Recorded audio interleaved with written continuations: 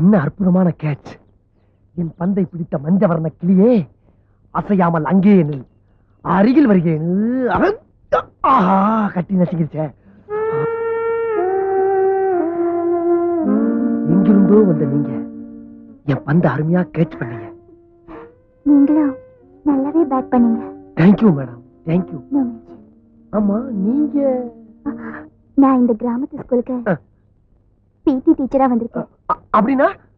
அப்படின்னா விளையாட்டு டீச்சர்னு அர்த்தம். சாமி, நீங்க? நானும் அதே ஸ்கூல்ல. போதும் டீச்சர், நீங்க நினைக்கிற மாதிரி நான் புரிஞ்சுக்கிட்டேன். நீங்க இந்த பந்தை மட்டும் கேட்ச் பண்ணல, என் இதய பந்தையே கேட்ச் பண்ணிட்டீங்க. பந்து? ஆ